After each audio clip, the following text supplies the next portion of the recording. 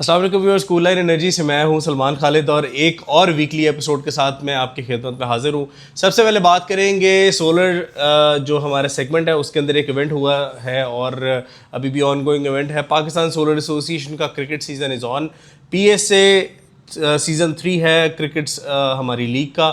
36 मोर और लेस 30 से ज़्यादा टीमें जो है इसमें हिस्सा ले रही हैं और 5 ओवर का मैच होगा। टेप बॉल क्रिकेट है। अगर आप तो एंथुजियास्ट हैं, क्रिकेट को फॉलो करते हैं, तो आप यूट्यूब पे लाइव स्ट्रीमिंग भी देख सकते हैं और देख सकते हैं कि कितना कंपेटिटिव और एक फ्रेंडली हेल्दी कंपटीशन जो है वहाँ पे चल रहा है और बहुत सारे लोग आपस में एक दूसरे के साथ इंगेज भी हो रहे हैं, कोऑर्डिनेट भी कर रहे हैं और एक बड़ा अच्छा सा एक इवेंट है जो आपकी पूरी सोलर इंडस्ट्री को आपस में एक दूसरे के साथ इंगेज करता है। अच्छा, बात करते हैं सबसे पहले गवर्नमेंट की पॉलिसीज़ पे। तो कुछ स्टार्ट्स मेरे सामने आए हैं, मैंने कहा आप लोगों के साथ ज़रूर शेयर करूँ।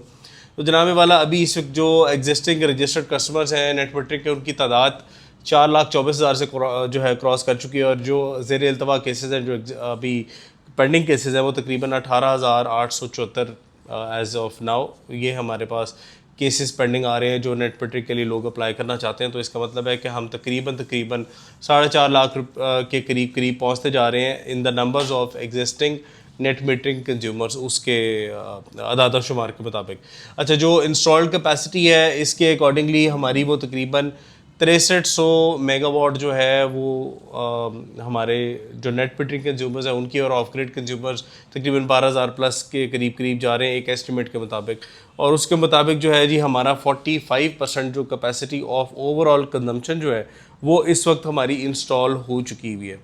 और अगर हम अपनी टोटल कंजम्पशन की बात करें तो तकरीबन 45 से 40 मेगावाट की हमारी इस मुल्क की कंजम्पशन है, ये स्टार्ट्स बता रहे हैं। और इसके अकॉर्डिंग भी हम अगर देखें तो तकरीबन और ऑलमोस्ट मोरलेस 18-20 मेगावाट के करीब हम पहुंच चुके हैं जो कि इंस्टॉल कैपेसिटी के अंदर है। और एक मोहतात अंदाजे के मुताबिक 18 से 20 मेगावाट की हमारी इंपोर्ट भी है जो वेयर हाउसेस में है या ट्रेड में अवेलेबल है या इन ट्रांजिट है, तो जो अगले नेक्स्ट फ्यूचर ईयर्स में लग रही हैं। तो ये जो 18-20 मेगावाट की जो हमारे पास एक क्वेश्चन पड़ा हुआ है इंपोर्ट डाटा का, ये हम देखेंगे कि अगले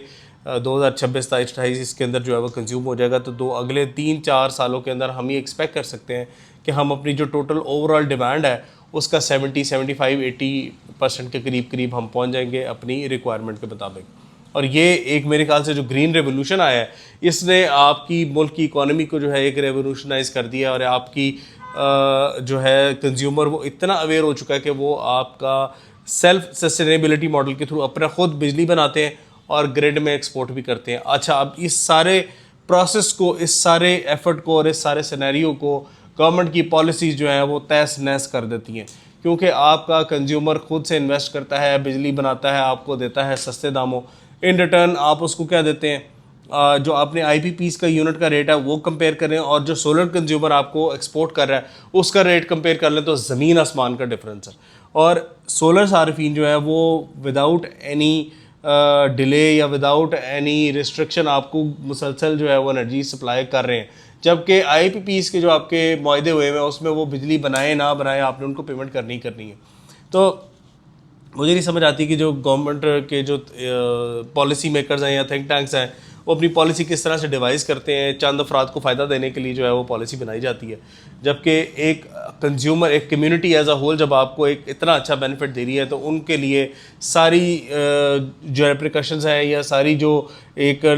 लटकती तलवारें हैं वो उन्हीं कंज्यूमर्स के लिए बचती हैं। खैर, अब बात करते हैं थोड़ा सा इंटरनेशनल पर्सपेक्टिव पे। तो जी एक रिपोर्ट के मुताबिक चाइना ने जो पिछले 10 साल के अंदर अपना रिन्यूएबल एनर्जी का रेवोल्यूशन लेकर आया है वो इवेंचुअली दुनिया से 25 साल आगे निकल गए हैं। वो 25 साल आगे कैसे, जितने भी ऑयल प्रोड्यूसिंग कंट्रीज़ हैं अब उनसे चाइना की ऑयल पे डिपेंडेंसी कम से कम तर होती जा रही है, क्योंकि अपने सेल्फ सस्टेनेबल मॉडल के थ्रू अपना विंड से, सोलर से, हाइडल और बाकी जितने रिसोर्सेज हैं चाइना अपनी बिजली खुद बना रहा है और एनर्जी स्टोरेज की तरफ जा रहा है, जिससे वो अपनी इंडस्ट्री को भी सप्लाई दे रहा है, अपने हाउस होल्ड्स को भी सप्लाई दे रहा है और बहुत सारी चीज़ें जो है वो अपनी इलेक्ट्रिक पे शिफ्ट करते जा रहे हैं। 2 व्हीलर्स हों, 4 व्हीलर्स हों, घर के हाउस होल्ड्स हों, चाइना सारी चीज़ों को इलेक्ट्रिक पे शिफ्ट कर रहा है और हैंस उनकी क्रूड ऑयल पे डिपेंडेंसी कम से कम होती जा रही है। इंपोर्ट बिल में बहुत ज़्यादा फ़र्क पड़ा है क्योंकि डॉलर्स जो है वो मुल्क से बाहर नहीं जा रहे। अब वो उनको ऑयल पहले की निस्बत कम जो है वो इंपोर्ट करना पड़ता है, जिसकी वजह से आज चाइना इट्सेल्फ एक सेल्फ सस्टेनेबिलिटी मॉडल के थ्रू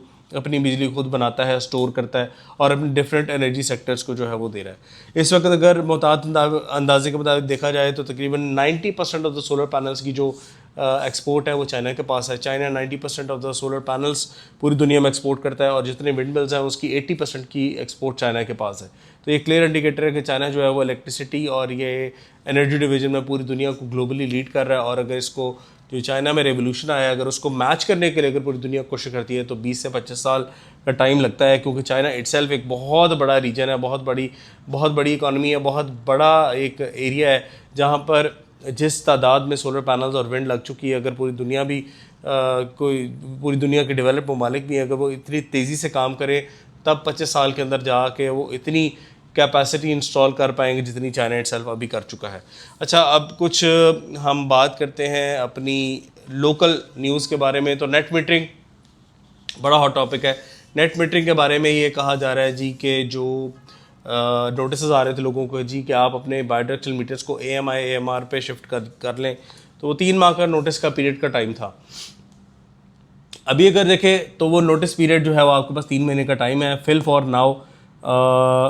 फाइल जहाँ तक जो डिटेल सामने आ रही है, मैं आपको वैसे एक थोड़ा सा कहूँगा कि इसमें जल्दबाजी ना कीजिए, आप थोड़ा सा वेट कीजिए ताकि प्रोसेस जो है एटलीस्ट क्लियर हो जाए। उस प्रोसेस के तहत फिर आप लोग अपना नेक्स्ट स्टेप जो है वो लीजिएगा। सबसे पहले तो जी कि इस केस के दौरान आपको नेट मीटरिंग की फ़ाइल नहीं बनानी। अगर नेट मीटरिंग की फ़ाइल नहीं बनती तो 2 मेजर एक्सपेंसेस रह जाते हैं, जिसके अंदर एक डिमांड नोटिस की प्राइस है और बाकी सब डिवीज़न की स्पीड मनी वगैरह जो डिमांड करते हैं वो आपको देनी पड़ती है। तो मेरे ख्याल में वर्स्ट के सिनेरियो में यही होगा कि आपको डिमांड नोटिस के पैसे हिट होंगे, स्पीड मनी के पैसे हिट होंगे और बाकी जो एक्सपेंसेस है वो आपको चार्ज कर लिए जाएंगे। अच्छी बात क्या हो सकती है कि अच्छी बात ये हो सकती है कि आप एक एप्लीकेशन SDO को देंगे और वो मीटर फ्री ऑफ कॉस्ट जो है वो आपका चेंज करके जाएं और आपसे स्पीड मनी भी ना लें। इसका तरीकाकार जो है अभी वज़ा होने में कुछ थोड़ा सा टाइम लग सकता है, लेकिन आप बेहतर है कि थोड़ा सा वेट कर लें, 1 हफ्ता 10 दिन पॉलिसी क्लियर हो जाए, फिर आप अपना डिसीजन जो है वो बासानी ले सकते हैं। नेट मीटरिंग के जो रिवाइज रेट्स थे 23 रुपये से लेकर 10 रुपये पर जो गवर्नमेंट रेट गिराने वाली थी वो पॉलिसी अभी एक होल्ड पे चली गई है और अनटिल फर्दर नोटिस इस पॉलिसी पे इम्प्लीमेंटेड नहीं हो रहा। तो अगर आपने अपने नेट मीटरिंग कनेक्शन लगवाने हैं तो this is the right time, आप अपना नेट मीटरिंग कनेक्शन लगवा सकते हैं और नया कनेक्शन लेते हुए ये इस चीज़ का इंश्योर कर लीजिएगा कि जो भी आपका मीटर लगता है वो AMR या AMI मीटर लाजमी हो। अच्छा, अब हमने जो नेट मीटर के रेट्स है उस पर बात कर लिया, हमने अब डिमांड नोटिस की प्राइसेस पर बात करनी है कि डिमांड नोटिस सिंगल फेज़ और 3 फेज़ दोनों के लिए बढ़ा दिए गए हैं। और अब आप सिंगल फेज़ मीटर लेंगे या 3 फेज़ मीटर लेंगे तो दोनों का आपको डिमांड नोटिस की प्राइस एस्केलेटेड ही मिलेगी, क्योंकि ज़ाहिर है ऑब्वियसली AMI AMR की तरफ जब आप जा रहे हैं ऑटोमेटिक बिलिंग होगी तो उसके अंदर मीटर की प्राइस जो है वो थोड़ी सी बढ़ सकती है, लेकिन इतनी बढ़नी नहीं चाहिए जितना बढ़ा दी गई है। मोस्टली एरियाज़ में 50, 60 या 60 से 70 के बीच में डिमांड नोटिस जो है वो दिया जा रहा है। सोलर इन्वर्टर्स की बात कर लेते हैं। तो सोलर इन्वर्टर की जो प्राइसेस हैं वो उसी तरह से नीचे गिर रही हैं जिस तरह इंडिया के त्यारे गिर रहे हैं। तो अब अगर हम बात करते हैं इन्वर्टर्स की प्राइसेस पे तो बहुत सारी डील्स लगी हुई हैं, बहुत सारी कंपनीज अपनी जो इंस्टॉलर्स हैं उन्होंने इंस्टॉलर्स को भी प्रोग्राम दिया हुआ है, डीलर्स के लिए प्रोग्राम्स अलहदा हैं और एंड यूज़र के लिए प्रोग्राम अलहदा है। तो आपने जब भी अपना कोई इन्वर्टर का बाइंग डिसीजन लेना है तो अपने जो डीलर है, डिस्ट्रीब्यूटर है, उससे आपने ज़रूर पूछना है कि कौन सी प्रोडक्ट प्रमोशन पे है, किस प्रोडक्ट के ऊपर डिस्काउंट्स हैं। क्योंकि जब आप एज ए इंस्टॉलर जब आप कोई प्रोडक्ट इंस्टॉल कर रहे होते हैं तो आपने ये देखना है कि आप जो भी प्रोडक्ट इंस्टॉल करेंगे कंपनी के व्हाट्सएप नंबर पे उसकी इंस्टॉलेशन की पिक्चर आप भेजेंगे तो कंपनी आपका इंसेंटिव आपको फॉरवर्ड जो है वो कर देगी। तो मोस्टली डीलर्स को भी नहीं पता होता जब वो माल बेच रहे होते हैं। जब आप किसी से माल ख़रीदते हैं तो आपने उनसे पूछना ज़रूर है कि इस प्रोडक्ट पे कितना इंसेंटिव आपको कंपनी दे रही है, क्योंकि वो सिर्फ इंसेंटिव सिर्फ इंस्टॉलर्स को ही मिल सकता है जो इन्वर्टर्स को इंस्टॉल करते हैं और उनकी प्रोडक्ट को लगाते हैं। अच्छा, इसके साथ सोलर पैनल्स की बात अगर करें तो सोलर पैनल्स की जो प्राइसेस हैं उसका राइजिंग ट्रेंड चाइना में है, क्योंकि एक्सपोर्ट्स पे कट लग गया हुआ है और चाइना में इटसेल्फ प्राइस जो है वो थोड़ी सी स्लाइटली इंक्रीज़ की हुई है। पाकिस्तान के अंदर जो अभी एग्जिस्टिंग स्टॉक पड़ा हुआ है वो इम्पोर्ट रेट से कम पे बिक रहा है। जब अगले सीज़न में हम देखेंगे जब आप फ्रेश इंपोर्ट करेंगे तो जो अभी रेट्स हैं वो ये नहीं रहेंगे, आपको रेट्स में तकरीबन 5 से 10% की एस्केलेशन जो है वो देखने को मिल सकती है। अभी फ़िलहाल के करंट रेट्स की बात करूँ तो अच्छा A ग्रेड टियर 1 का पैनल आपको 26 रुपये से लेकर 27 रुपये पर वाट में मिलना स्टार्ट हो जाता है और ये प्राइसेस जाती हैं 30 से 31 रुपये पर वाट तक। अगर 10% इंक्लिनेशन भी आती है तो 3 से 4 रुपये का फ़र्क पड़ेगा आप अगर तो समझते हैं कि अगर आपको अभी लगवाना चाहिए तो मेरे ख्याल से this is the right time. अगर आपके पास फंड्स का इशू है या आप कुछ प्लान आउट करना चाहते हैं तो आप कुछ अरसे बाद भी अपना सोलर सिस्टम जो है वो लगा सकते हैं। अच्छा, इसके बाद लिथियम आयन स्टोरेज की बैटरी की बात करें तो चाइना में लिथियम आयन की प्राइसेस बढ़ी हैं क्योंकि चाइना इटसेल्फ बेस्ट पे बहुत ज़्यादा काम कर रहा है। जितनी एक्सेस एनर्जी है वो अब स्टोरेज की तरफ जा रहे हैं ताकि कंटेनराइज्ड सोल्यूशन के अंदर लिथियम आयन स्टोरेज हो और वो रात को भी जो है वो मेगावाट्स में अपनी जो है एनर्जी को जो है वो यूजेबल बना सकें, जो ऑब्वियसली वो दिन में जनरेट करते हैं। तो ये एक बड़ा चाइनीज़ के लिए तो बहुत अच्छा इकदाम है, लेकिन इससे हो क्या रहा है कि जो सेल मैन्युफैक्चरर हैं उन्होंने अपना अब लीड टाइम देना शुरू कर दिया क्योंकि उनके ऊपर प्रोडक्शन का बहुत ज़्यादा लोड आ गया हुआ है। तो प्रोडक्शन बर्डन की वजह से आपको पता है कि अगर डिमांड बहुत ज़्यादा हो तो प्रोडक्शन के लिए फिर आपको एक सर्टन टाइम फ्रेम रिक्वायर्ड होता है कि आपने लोकल इन हाउस भी, चाइना के अंदर भी जो है डिमांड आ रही है गवर्नमेंट प्रोडक्ट्स के लिए, उनके लिए भी सेल प्रोड्यूस करने हैं और आपने एक्सपोर्ट के लिए जो ऑर्डर्स होते हैं उनके लिए भी सेल प्रोड्यूस करने हैं। तो जो लिथियम आयन स्टोरेज की मैन्युफैक्चरर्स हैं उन्होंने अपने फैसिलिटीज़ को बढ़ाना शुरू कर दिया है। इट सेल्फ प्रोडक्शन लाइन जो है वो एक्टिव हैं, लेकिन फिर भी लीड टाइम जो है वो ज़्यादा हो रहा है। तो फ्यूचर में जो है लिथियम आयन स्टोरेज बैटरी की प्राइसेस में आपको थोड़ा बहुत स्लाइट अगर इंक्रीज़ नहीं मिलना तो एटलीस्ट स्टैग्नेंट ज़रूर रहेंगी। एक अच्छी लिथियम आयन स्टोरेज बैटरी अब आपको 2 लाख प्लस मैंने इसमें देखने को मिल जाती है पाकिस्तान के अंदर। और लिथियम आयन स्टोरेज बैटरी जो है वो depending on the nature of cells, grading और सेल की क्वालिटी प्लस BMS की क्वालिटी और इंटरनल कंस्ट्रक्शन, आपको 1.5 लाख रुपए से लेकर 100 एम्पेयर की बैटरी की बात कर रहा हूँ जो कि 51.2 वोल्ट पर डिज़ाइन होगी, 1.5 लाख रुपए से लेकर 2.5 लाख रुपए के अंदर देखने को मिलती है। वो डिपेंड करता है ऑब्वियसली कि सेल में बैटरी में कौन सा सेल यूज़ हो रहा है, किस ब्रांड की है, BMS क्या है, किस तरह से बैटरी की परफॉर्मेंस है, उसके अंदर क्या एड ऑन फीचर्स हैं, वाईफाई है, स्क्रीन है, हर चीज़ अपने जो है वो एक सर्टन वैल्यू ऐड करती है बैटरी के अंदर। अच्छा, अब अगर हम बात करते हैं मार्केट के ट्रेंड्स की, तो मार्केट का ट्रेंड ऑब्वियसली ये गवर्नमेंट की पॉलिसी से डायरेक्टली लिंक्ड होता है और फिलहाल जो गवर्नमेंट की पॉलिसी है वो बहुत ज़्यादा खुश नहीं है नेट मीटरिंग को लेकर। नेट मीटरिंग के जितने केसेस हैं या जितने कंज्यूमर्स हैं उनको अपनी इस फैसिलिटी से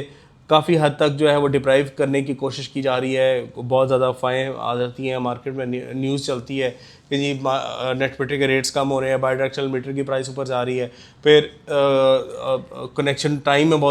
कनेक्शन के इंस्टॉलेशन में बहुत ज़्यादा टाइम लग रहा है। तो ये सारी चीज़ें जो है एक नेगेटिव इम्पैक्ट क्रिएट करती हैं, जिस वजह से कंज्यूमर्स अब हमसे को डिमांड करते हैं कि जी आप हमें एक ऑफ ग्रिड या हाइब्रिड नेचर का सिस्टम दें जिसके अंदर हम अपनी बैटरी के अंदर एनर्जी स्टोर करें और उसी बैटरी से पूरी रात अपना बैकअप लें। सर्दियों के अंदर तो ये पॉसिबल हो सकता है क्योंकि सर्दियों में आपके पास लोड्स बहुत कम होते हैं। हाउस होल्ड्स की बात करूँ, लोड्स कम होते हैं और आपकी जनरेशन जितनी भी होती है डे टाइम के अंदर भी गुजारा हो जाता है, रात में भी आप गुजारा करते हैं। लेकिन जब आप समर्स की बात करते हैं तो समर्स में आपके पास आवर्स ऑफ सन लिमिटेड है। लेट्स जस्ट से कि 8 घंटे या 10 घंटे का सूरज है, उसी 10 घंटे के अंदर आपने इतनी एनर्जी बनानी है कि आप बैटरी में भी स्टोर कर लें, दिन में भी आपके पास इतनी एनर्जी हो कि पूरा दिन भी गुजार लें और आपकी बैटरीज़ की क्वांटिटी इतनी हो कि वो अगले